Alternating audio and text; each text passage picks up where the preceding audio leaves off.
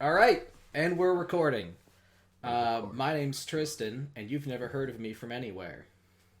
My name is Dylan, and you haven't heard of me either. We're gonna talk about monsters from D&D today because that's pretty neat.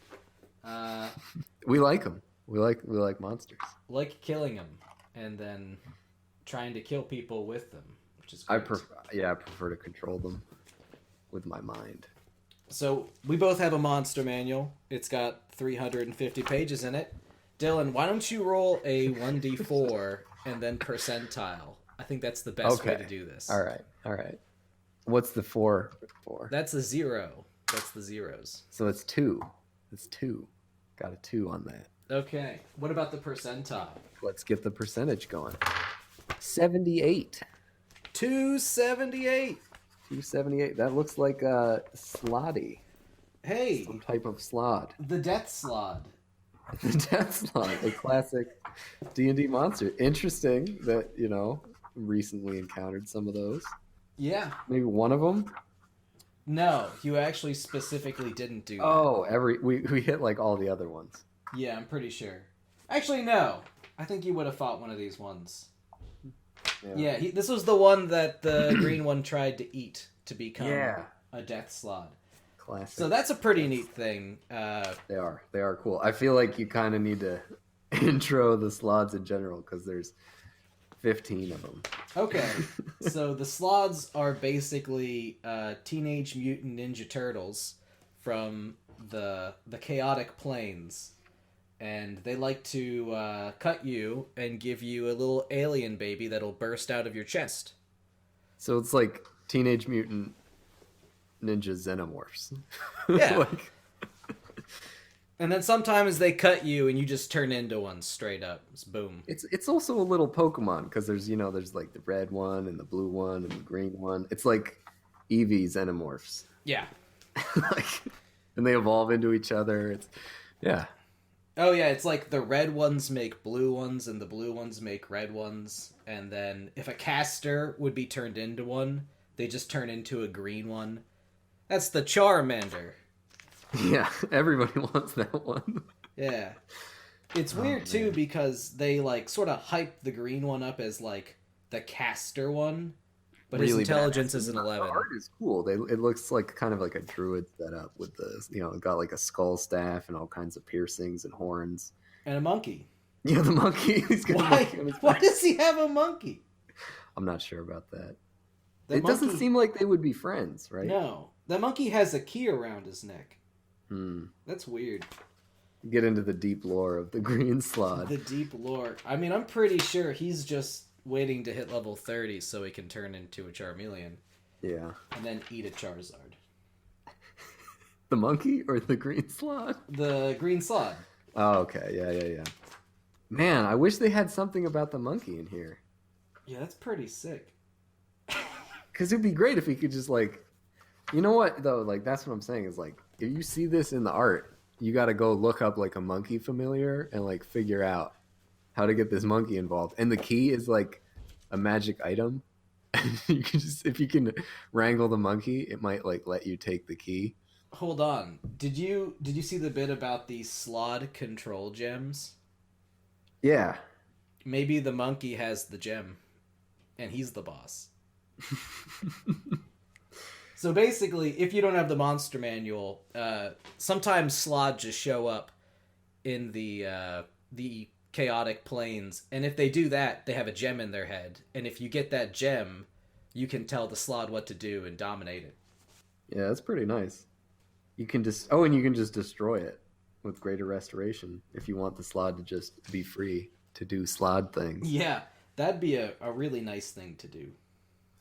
But so the important one was the death slot, right? That's the one So we that- rolled. Yeah, Yeah.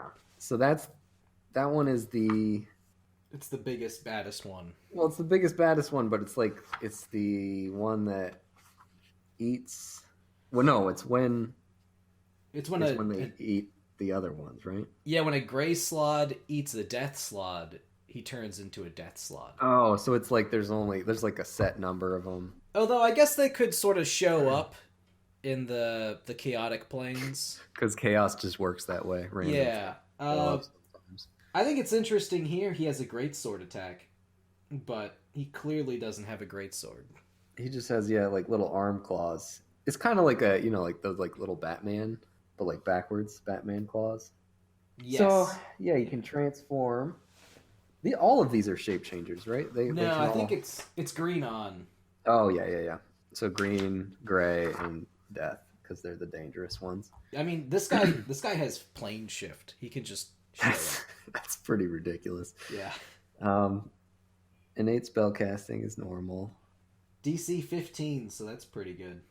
That is pretty dangerous. So I guess we'll just roll off some of the generic stats for this big gray black toad looking guy. 18 AC, 170 hit points, 30 movement speed, 20 strength. Jeez. Everything's like on average 15 except for wisdom, which is 10. He's got resistances to like all the elemental damage. everything. Blind sight, dark vision, passive perception of an 18. So like it's got 60 feet of telepathy. Yeah, he's like, oh, you're there. I know where you are. Damn. He speaks Slaad. It's a useful language. Everybody always takes Slaad in my games. I don't know why. It's like the troglodyte language. Yeah. Which is useless. Yeah. Who's gonna talk to a troglodyte? What are they? I imagine they don't have very good conversations anyway. Yeah, and it's like if someone's gonna do an Underdark encounter, troglodytes are useless once you hit level 3. Yeah, that's something that disappoints me about a lot of like, honestly, a lot of Underdark creatures are like really weak. But it's like you're not gonna just roll into the Underdark at like level 2 and just feel like, oh yeah, we're hanging out here now, fighting easy stuff. Like it was like there's like stuff hanging off of like caves. Yeah, the piercers. Like, right, yeah, piercers are not that dangerous unless you like can't see them. A grell or whatever they are. Yeah. And then it's like, surprise, there's a lot of mind flayers down here. Yeah, suddenly it's like mind flayers and like level 18 drow casters that are half spider. And you're like, oh, this got really serious all of a sudden. But I think the Slaads are cool because they sort of fit in between that. Mm-hmm. And they have like a decent range of challenge rating. Like you could start to see Slaads around like what? It's like level 5. I think the Slaad tadpoles 1/8. You're probably not going to see those though, because if they're around, the other Slaads are going to be around. So it's like 5 to 10 range on these. Well, it gives you a good variance in terms of like you can have like a red Slaad show up early, challenge rating of 5, and kind of get the story started on that. And then as like a party levels up, they might see blue, green, gray, or a death Slaad early, but they can't fight it yet. And it's scary. And then later on they're strong and they show up and they're like, oh yeah, we're awesome now. We can take this guy on. Plus like the whole story with like the infection and like the chest bursting, it can kind of be a setup for like a whole town, which is, I mean, that's how you were using it. There was just a town where there were just Slaads infecting people and they didn't know what was going on. Yeah, I think the problem with Slaads though is like because they're such a tough enemy and they sort of just show up fully grown when they're blue ones at least. I feel like a Slaad infestation exists for like one day and then everyone's just dead. Yeah. Yeah. But I do agree with that. I mean I think it gives you some leeway though in interpreting that. It doesn't have to be like it could like if you needed to instantly wipe out a town for some reason, you just drop a couple Slaads in there. Nobody's alive anymore. And then it spreads across the countryside. Yeah. The end. Everyone's dead. Slaad. I think the Slaads are cool as like kind of just like a weird niche side story. Yeah. I don't think they would make a great like main villain. No.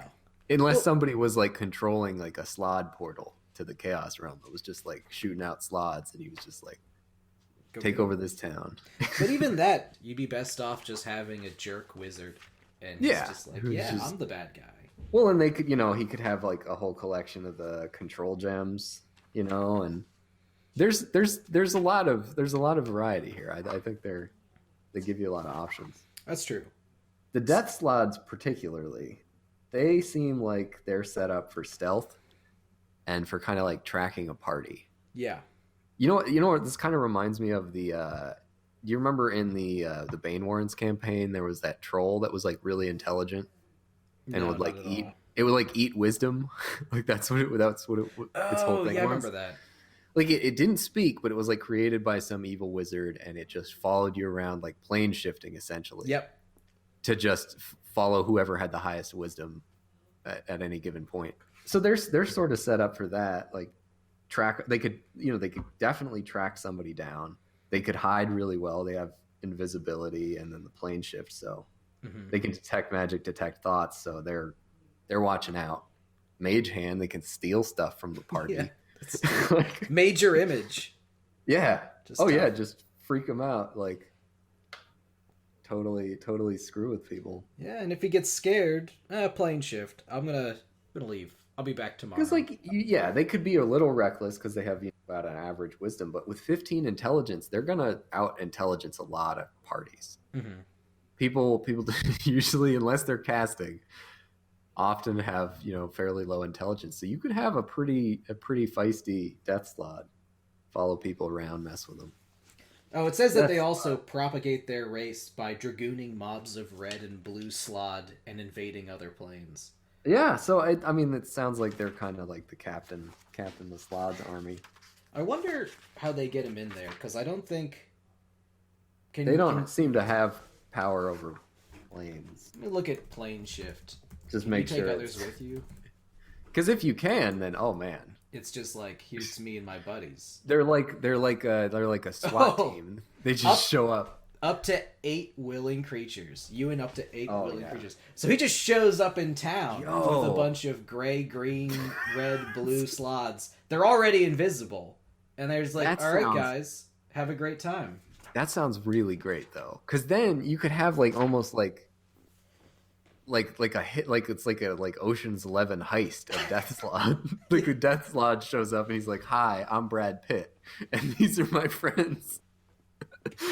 We got George Clooney, the Gray Slod. We got just, but like that seems really interesting. Like I think having like, especially to go back to like the wizard with a control gem. If there's some asshole wizard who has a control gem and a death slot, and they're just like, okay, death slot, go get your friends and go mess with this guy, or go steal this artifact and kill this guy's whole family. That sounds like a great way to like, and they could even like leave messages and like leave hints that it's the wizard, but you just have to stop these slots from messing with people. Yeah, you got so many good options with this one. Yeah, this is pretty good. Plane Something else shifting they can do. around. They have resistance against all magical effects. They Yeah. regain 10 hit points a turn. Their attacks, like his attacks, aren't crazy strong, but I guess he can spam fireballs. So It's not. That's not. I don't even think that's really the point. Like, it doesn't seem like they're supposed to get into, face to face combat. They don't need to. They're not worried about that. They're sending. They've got the goon squad, the red slot, blue slot, That's green true. slot army with you. So you're really worried about getting infected from them, and this guy's pretending to be somebody else. He's just like, I'm a smaller, medium humanoid, shape changing around. I don't know what's happening. Although he I- can only plane shift once a day, so he can jump in, but he's got to finish what he started. Fight his way out. Or Yeah, sneak his way out. that's true. I think that's what I'm kind of imagining is, yeah, like, the whole party's hanging out. They're like, chilling at somebody's castle. Death Slod and crew, plane shifts in, cause a bunch of chaos. All the Death Slod's friends probably die, honestly. Mhm. In most cases, that's what's going to happen. He doesn't And the care. Death Slod, yeah, he doesn't care. He goes invisible, reappears as a smaller medium humanoid, and is like, "Oh no, I can't happen. I'm totally a butler here. I gotta go," and then he just leaves.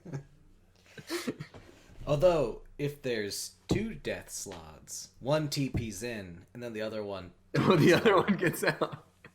That's just not fair. I think that's bordering on cruel as a Yeah. DM. Like, I think you can do that, but I think the party needs to be really. I think you need to read your party for that. I think if the party likes figuring out the puzzle of like high level caster enemies, it could work. If the party really doesn't know what's going on with that, I think it could be a problem. Okay, well let me pitch to you a watered down version of that. Okay. Gray Slaad have self plane shift. Yeah. So maybe if they kill the Death Slaad, there's a Gray Slaad there, and he just grabs the body and tries to like TP out. That doesn't seem so bad. Yeah. Yeah, I mean, I'm. It's interesting to look at like the Gray Slaad compared to the Death Slaad, because the Death Slaad is, CR10. The Gray Slaad's 9, so it's like almost there. He has most of the abilities. He doesn't have. He's like a little weaker on strength, better on dex. Looks like all his stats are lower. Yeah, all his stats are lower. Same AC. Almost everything is the same. Yeah. But I think the ability to hit squad with 8 Slaad. Yeah, that's well worth the extra point. The extra, yeah. But yeah, I mean, like even in the lore, the Gray Slaad is basically just an extension of the Death Slaad. They're basically like slightly subservient. Oh yeah. Slaads. You wouldn't think that they'd have like a hierarchy, given that they're from the chaos royal plane, limbo. But maybe it's like goblins, where if you don't do what they say, they'll just slap you around till you do, and you're like. It does seem to be kind of like hierarchy of whoever's the strongest. Well, I don't know. I'm feeling pretty good about the Death Slaad. It's good. Good Slaad tech. Yeah, I mean, like it's kind of hard to make a like intimidating looking frog creature, and I think they've really done a good job on the art. Yeah. How do you feel about showing artwork for monsters instead of describing them? I see. It depends on the players a lot. If I have a lot of weird old monster manuals that I know no one has seen before, so like I'll whip those out and I'll show pictures of that, because it doesn't even matter if they've seen it. I'm probably not using the stats anyway. But like 5th edition, like this, like 5th edition monster manual, like most people that have played a fair amount of D&D they're gonna have read at least part of this, and even though they might not remember exactly like the name, they might have seen the page with it. And I think it's disappointing when people want to metagame that way, but you can't really help it sometimes. If you know the secret mechanic of a monster, it's hard to just let it happen when it can kill your party. Yeah. Or sometimes you get stuck in the thing where it's like, well, I know trolls are weak to fire. Yeah, or they regenerate. And you might think, would my character know this? And the answer is probably yes. I mean, if they live in a world where trolls literally exist. Yeah. And they're like a ranger of like the swamp. Yeah. they're gonna But then they're like, I guess I'll roll an int check, and they roll a 3, and they're like, I guess my guy doesn't know anything about anything. I'll shoot. I respect when players do that, but I think it's not like a fun mechanic. It's not like a fun way to play it, but it's honest, it's fair. That's kind of why I like taking a monster as inspiration and changing it completely, because then you just really throw people off. So if you have the people who have the whole book memorized, and you're like, yeah, this looks like a gray toad covered in black spines and horns, and they're like, that's a Death Slaad, and you're like, actually, it's not. I think that's interesting. It's kind of Undertale, subverting expectations, kind of going the opposite direction. Mm-hmm. But I think that can be really fun, and it keeps people interested, because if they don't know what a monster is, and if it's subverting their expectations, it can be more exciting. It keeps the mystery there. Whereas I think if you're pulling every monster directly out of the book. That's fair. I do think there is like a satisfaction to reading about like, oh, what's a vampire do? And then you fight against it and you get to see how it works. Yeah, in practice. Yeah, because there's a lot of cool monsters. Well, one thing I think is interesting is as part of character building, really defining what a character would know about, we haven't totally done that with your campaign, where like, I'm playing a planar ranger, so he's supposed to know about planar stuff. So you've been pretty generous with like giving me information on things that I would know about, like the Slaads, I think, actually. Well, my logic is if you fight a Hydra, your guy wouldn't know too much about it because it's like, I don't know, it's a weird, rare, mythical monster. If your guy was studying books, he's probably looking at like, what's going on in the astral sea? Yeah, exactly, because that's his area of interest, area of expertise. I think it's cool to give characters, different information based on their backgrounds, and for somebody to know something about vampires, right? Like if you're like a cleric and you're like, my whole life's against the unholy, they're probably gonna know. They're probably gonna be ready for that. They're gonna have a little garlic, little sharpened wooden pieces. They probably even know like the vampire spawn rules, where it's like, oh, if we kill the vampire, they die anyway. That's rough. So we might as well just kill him now. It's like we can't save him. I know this. Yeah. Or however it works. Maybe you can save them. I don't think you can though. Why don't you tell me about the monster you made? Right. So, monster I'm making, it doesn't really have a name because it's not really a monster as much as an alchemical creation, but I got to explain some context on that. So, the whole setup for the campaign is basically there's like a kingdom that's invaded. They've taken over this whole, like, there's 2 continents. They've taken over like basically the whole southern continent, and they're encroaching on the northern continent. Mm-hmm. They have connections to the Underdark, and they have connections to basically the deities of the world, because the deities actually exist and are alive in the world. They're basically just immortal humans that have elemental magic. So there's like a fire guy and like a tree lady and like a guy on a pirate ship that does water stuff. It's all of that. So, but the connection to the Underdark for this this kingdom is basically they don't like to use magic, but they're willing to use alchemy.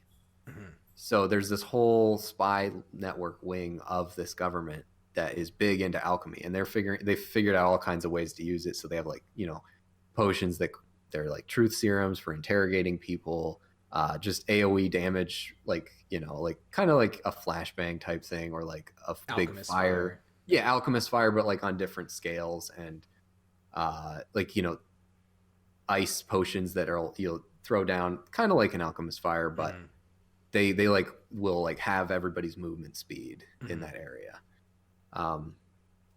But so when I was working through this, I was like, a lot of these people are they're going to be spies. So they're going to be way out of their, normal area of jurisdiction. They're going to be working alone. And so they're going to need some help with this. So I was like, what is an alchemical solution to that?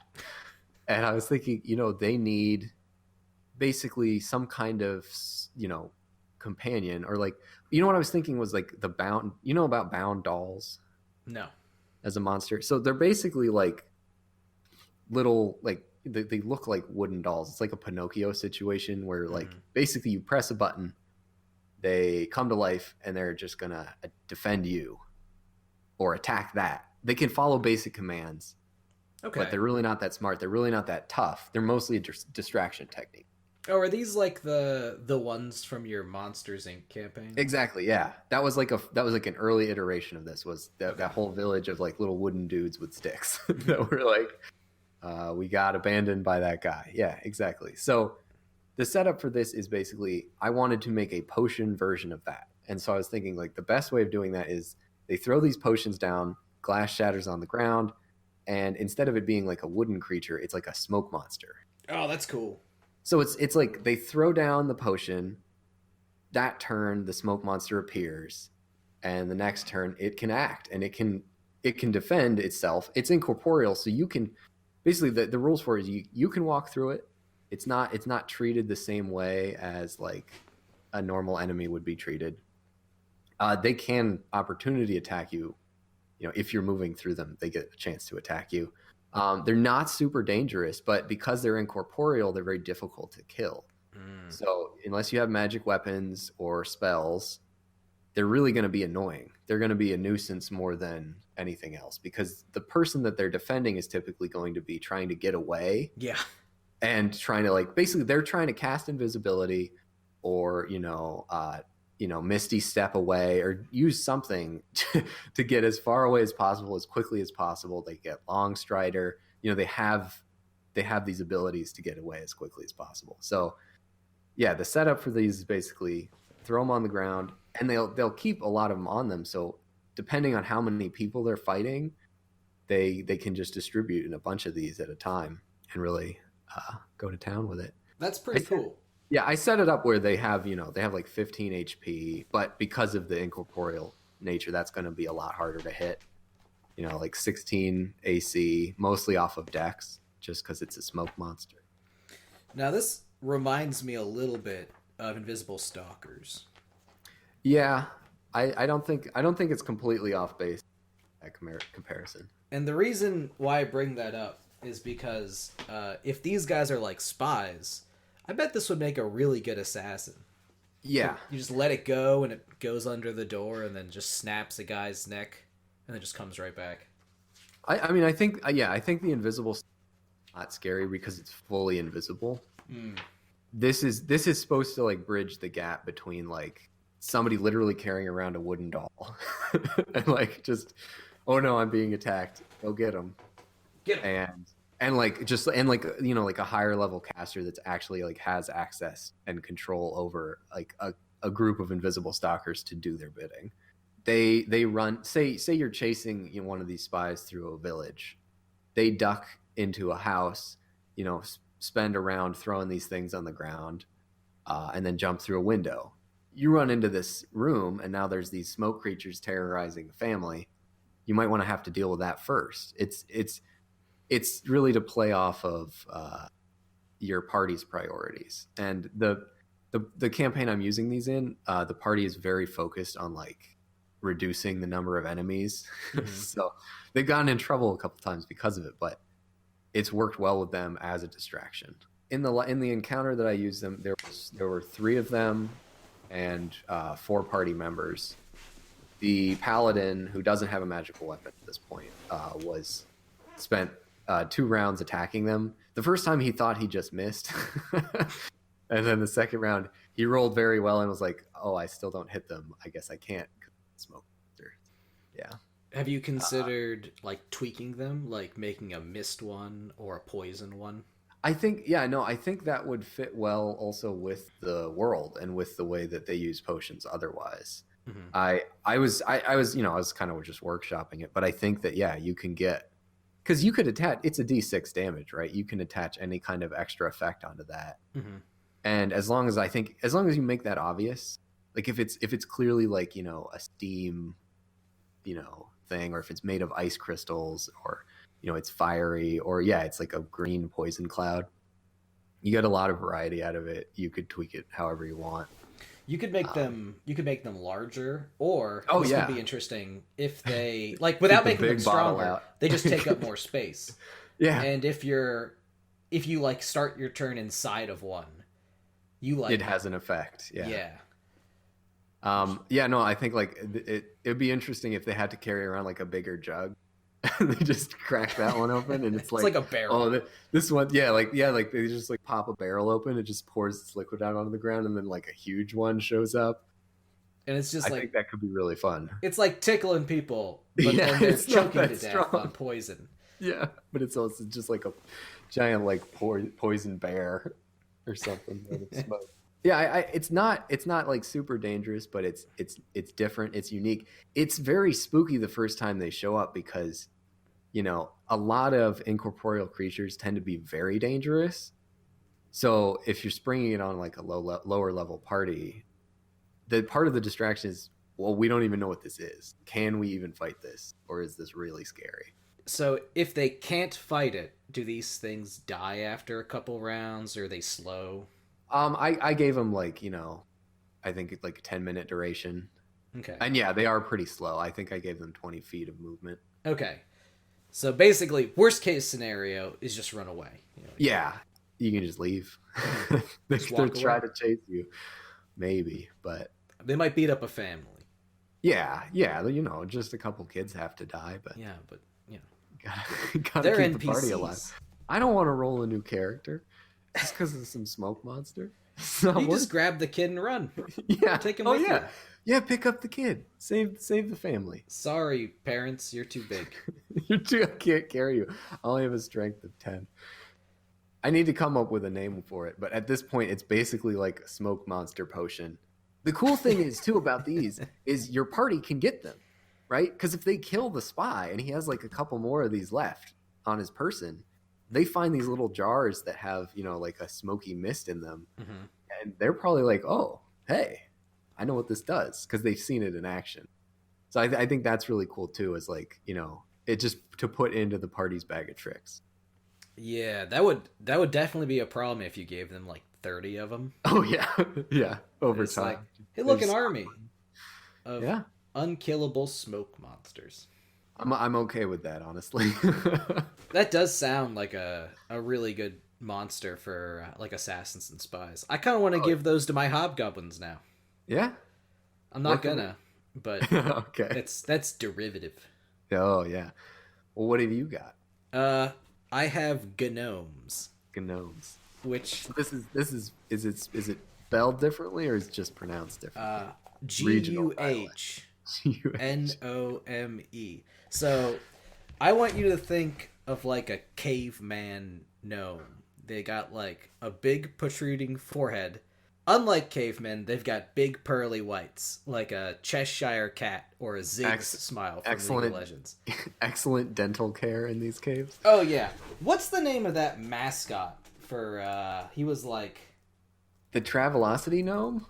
no, not him. No. It's like he was a cereal. He was. Oh, I shouldn't have put wacky furry mascot into Google. Oh no. Yeah, definitely not. What that. he sold like the honeycombs. Oh, the bee? No, he was like, yeah, he is the crazy craving, the honeycomb mascot. Like Yep. they're furry like him. They're like annoying little wacky, Like mascots, like but for super caves. gnomes. Like take Cave everything mascots. about a gnome and then just blow it out of proportion, and his head is like half of his volume. That actually, like, and how tall are they?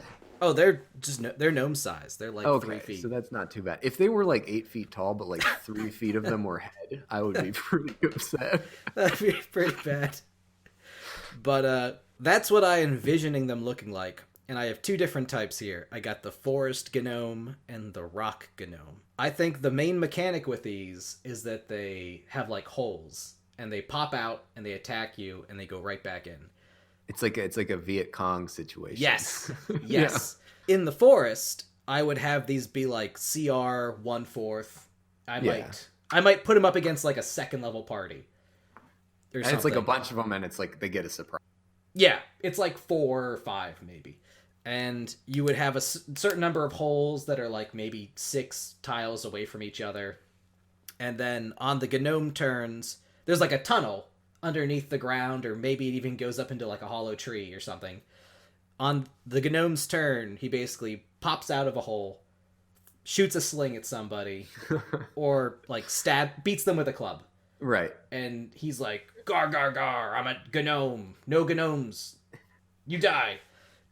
And they really hate... So they're not too smart, but they're fiercely territorial. Fiercely territorial. They are fanatics of... what was it? Garo Glitter Dome, the gnome god. They love the guy. Yeah. And they're like... For all the races that are like, we are the epitome of dragon kind, these guys are that for gnome. I mean, they've got some claim to it, right? They've got exaggerated gnome features. Exactly. So the forest gnomes, they just have dirt holes. They have like low strength, low con, low wisdom, low charisma, decent intelligence and dexterity because they're gnomes. They don't hit very hard. I gave them like 8 hit points, so they would die to a good hit or 2 bad ones. But like so I guess so you say you wander into a forest that is occupied by gnomes. Is there like signs that gnomes are there? That or is basically you're just gonna get ambushed because you're in the wrong corner of the forest. That's a really good question. I know how I would do it for the rock gnomes. Okay. I don't know much about forest gnomes aside from like burrows or a lot of tame animals around, or well, that could be a sign, right? That just there's livestock around and it seems like it's hanging out. Yeah, just like it doesn't rabbits. necessarily. Yeah, it doesn't necessarily need to be like fenced in or something. But there's like a group of rabbits. They look like they're grazing this patch. something, just a little. Something that shows that it's like there's been a touch of gnome activity. Yeah. I would probably put this near a road that they're going through or at something they want to get. Yeah. Because they can just go around the holes. But, if it's a road, maybe the road has collapsed because the gnomes tried to build underneath it. Oh, yeah, because they're burrowing, right? Soft earth. I think you have a good chance here, too, for like... you could give it like a pretty high DC, but maybe somebody in the party can perceive that, the gnomes are hiding. The gnomes are like, they're like the like slacker gnome is like popping his little cap on that's covered in leaves so we can hide. Because like they see the party coming from way off, giant bulbous gnome eyes, and but the party, if they're really paying attention, might see him preparing to strike, to ambush, because they're dealing with their rabbits and building tiny stick fences or whatever they get up to in the woods. Maybe forest gnomes dress like traditional garden gnomes. That would be, see, I want to see that. I want to see that art, like that official Wizards of the Coast art. Just really huge teeth and like crazy wide eyes. They're just like holding a rabbit like kind of too tightly. Oh yeah.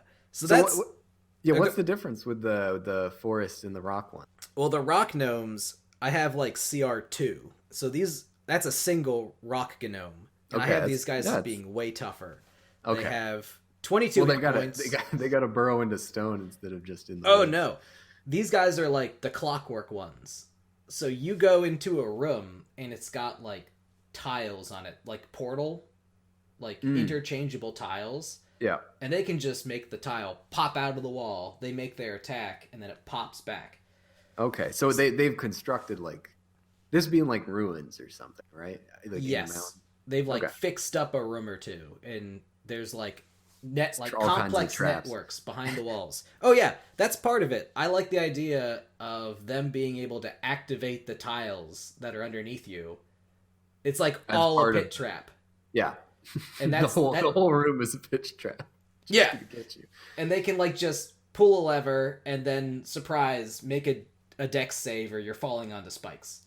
And then they're like appearing and yeah, they're just like stabbing you down there. These ones have pole arms. They got range. Oh, nice. They're gnomes. And they have the same deal. They're big into the god and think they're the best. Is there a rivalry, right, with the forest and the I would say no. I would say the rivalry comes... They hate kobolds, and they hate dragonborns, which they probably mistake as big kobolds. So I guess, so with the ruins one, that one's, if they're going to ruins, these ruins just happen to be occupied by rock gnomes. How would the party hear about these? You'd just be like, don't go to those ruins. Cousin went there and he died in the hole. Gnomes, I would probably only have the warning be a very mechanical looking, tiled, clockwork looking room up ahead. Yeah. And maybe like if somebody's really in depth checking for traps, maybe. Yeah, they're like, this whole room is a trap. You don't know what it does, but you got a bad feeling about this trap. Every single part of it. Yeah.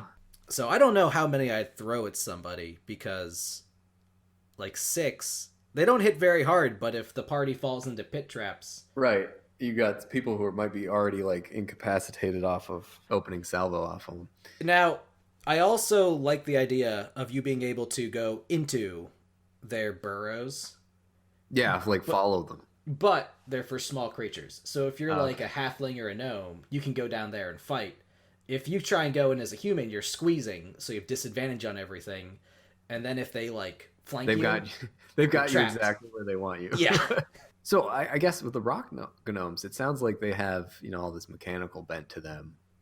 Are they doing any? Is there like you could almost go to like higher tiers of them? They could be like they could have artificers among them. Oh yeah. That You could that have sounds wizards. yeah, that sounds like you have a lot of upward mobility on that. Say your party is like raiding, they're doing like a Tomb Raider type Indiana Jones style campaign, and they early on they encounter a couple of these, and they're like, wow, these guys are kind of annoying, and the next time they encounter them, maybe they like they actually get beat up a little bit. Maybe the gnomes steal something from them, just be like, hey, get out of here. It sounds like you could build them into like a sort of antagonist. You could, although Not like with a great, huge, overarching narrative, but they're just around. They're Yeah. like snakes. It's like, why has it got to be snakes? They get to Every a place time. and they're like, more of these gnomes. don't want to see them. I'm done with them. I'm tired. I'm tired of these sand gnomes. Yeah, We got Well, polar like- gnomes. like party's been a real long dungeon. They're not completely depleted, but there's like a couple spells left, and they're about to rest. They're like, we got to find a good room. Let's go back a little bit in the dungeon, find a good room, and like so they sit down to sleep, and they just hear a click, and you got them.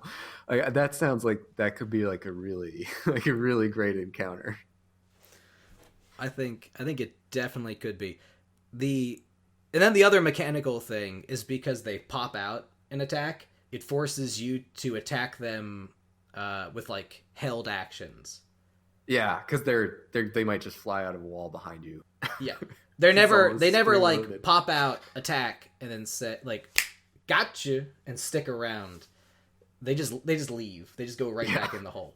I don't want to.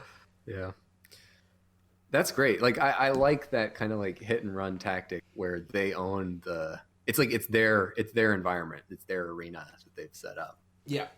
I feel like you could do this with goblins or kobolds, but I think if you make it like a core part of the monster. Definitely, I think with goblins or with some like another type of these types of generally low tier creatures. That would be more like a Rambo setup where they've clearly prepared like this area of the forest. They don't want people going through there. There's spikes on trees and trip ropes and stuff. But this is like fully Viet Cong. Like Yeah. you don't know they're there until you you step on the wrong place, and then they like jump out screaming, hit you in the face with a club, and then run away. I wonder. I think they should be stupid enough to fight to the death. Potentially, Because yeah. Oh well, if you- I mean, that plays into like their superiority complex, right? Like this is their land. You don't deserve to be here. Yep. Like fanatics, they're zealous. I think that works. And also, if you like killed 2 of 6 and the other 4 just didn't want any more of that and they went back underground, it would be a pretty miserable experience to go down there and get them.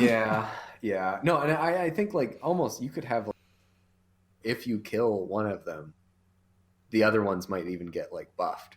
Ooh. They, like kind of like go into a blood rage. Like The Gnome blood rage. yeah, because you've insulted their sense of themselves, their superiority, right? They're They're not bite allowed attack. to be defeated they're not allowed to be defeated in combat. Oh, the bite attack would be like 1d4 blunt damage. Right. And it's a But bonus. it's It's like a bonus Yeah, it's action. like a bonus action. So if they're already up in your club, they're just also biting your ankles. With their big flat teeth. Beautiful, shiny white teeth. Gotta find their dentist because they're really. They have a good dentist. That's the what is it like? You said the name of the god before, glitter something. I think it's glitter gold. Glitter gold. I mean, glitter gold dentistry sounds like a legitimate dental practice. Oh, they could have like gold caps or stuff. Oh yeah, they could just. That They could be the got- treasure because they wouldn't own anything else, right? Like who cares? You're not going to take their rabbits or their club, but like if you want to extract their teeth, if you're that kind of party, Oh yeah. that Each- could be your reward. Yeah, like when their teeth go bad, they get it replaced with just a huge golden nugget tooth. Yeah, that's great. Yeah, because like with with the smoke monster, right? There's no treasure associated with it unless you can find, uncracked potions, right? I like there to be kind of unique treasure to some monsters because I know there's so many in the monster manual that are kind of like just roll generic treasure. Oh, the giants whatever. are the worst. Yeah, he has a giant bag. Oh, let's roll to see what's inside. A ruined painting and a wagon wheel. Yeah, just like he has a whole cow. Why? This is what giants carry around. He just has it. He has a rocking chair. Yeah. But the gnomes, the gnomes could have like the mountain ones. I think they could have like weird little devices or like little trap mechanisms or. Mm-hmm. Basically, you just come up with a couple of extra little trinkets for them to throw at you, smoke bombs and stuff. Yeah, just anything that fits in with the theme, like, the hit and run tactics, the hiding. You just get weird springs that are worth a bunch of money instead of just giving everybody gems, because that's what happens so often. You're like, yeah, so there's this mechanism. You don't quite understand it, but you assume it might be worth a lot of gold to the right seller. Interesting treasure. Or rabbits, I don't know. Yeah, if rabbits. Your party's got to eat. Yeah, got to eat something. Eat the gnomes. They're not, not people. Know. I don't know about that. They're close enough. This is some paladin walking. No, stop it. They're just like putting them up on a spit. So what's the problem? They tried to kill us. So we're coming up on about 50 minutes, and I figured we'd keep this at about half an hour. Hey, but that's okay. I think that's actually good length. Yeah, I like that. I think we hit our 3 segments, hit them strong. It was good. Yeah, that's what we're gonna try and do. If anyone's listening to this, we're gonna try and do monster manual and then a monster per person. The roll actually, I think that a D4 is aggressive, just because we already hit like one of the last pages. Well, I figure if a 4 is a 0, if we get something that's above 350, we just re-roll. Yeah, that's fine. Next week, if we try another one, what sort of monster? Do you want to have like a theme for the monster we show up with? I'm thinking. So we went like, I think we did like kind of mid to low tier with this. I think next time we whip out and we go crazy. I want to bring out that demon that I was telling you about, and just go. This is like a big bad. This goal, and this is why it's dangerous. So I was losing you for a little bit, but you basically big scary demon. Yeah, big demon, real scary, and like it's long term. Like the first time I had this guy show up, there was no way the party could deal with it. Okay. And he made it clear. Basically made it. So. All right. Well, yeah, I will try and come up with a enemy for a like CR 18-20 party. Like a basically like an elder dragon. He's not quite that dangerous. Adult dragon. I was going to put him like 12 to 14 probably danger. Okay. So like he was introduced I think when they were level 5 or 6. And like he's not like, he doesn't have like 400 health or whatever, but if he gets near you, he's very dangerous. Okay. So I'm going to do something like spoilers. Yeah. Should I go for demon? I mean, honestly, you should go into that section. Do you have Mordenkainen's Tomb of Foes? Oh yeah. Yeah, so it's page 32 on there. It's this whole like demon customization table. Oh. It's okay. Like you can roll for it if you want to. I'm gonna make a demon. Interesting. Yeah, and it's like it gives you the personality traits, the ideals, bonds, which are always the same. It says D6 1 through 6 is all the same. But then like its flaws and then its features. So you can get like basically as many features as you want. And then you define its cult on the next page after that. So that I did all of that, and then I worked all into the storyline, and it's been pretty cool. I've been enjoying it. It's a long term project. I can't wait to do that. That's gonna be cool. Yeah. All right. Well, thanks for talking for 52 minutes. Yeah, it's a fun time. Yeah, and I will see you probably on like Friday or Saturday or sometime for D&D. Yeah. But if it gets canceled again, I'll see you next week for this thing. Sounds good. All right. Have a good one. Gotta get a title. We don't have a title. We don't have a title. Monster of the Week was taken by 2 different podcasts. You said encounter table? Encounter table. That could work, like roll on the encounter table. Random encounter was taken. Okay. It's But yeah, like the encounter table. Well, because it's like a round table is like people round table podcast. I know was a podcast for a while. yeah. I mean, we're The encounter. basically rolling on the encounter table for the Yes. monster manual, which I We like. could actually do that in the future. Yeah. So yeah. So I think that's like our best bet. We can workshop it. Yeah. The encounter table also has good graphic design options. Ooh, yeah, it does.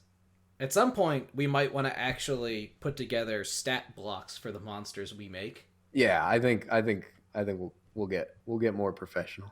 Yeah, or probably not. All right. Who cares? Well, I'm gonna hit the end record button. Thank you. Sounds fun.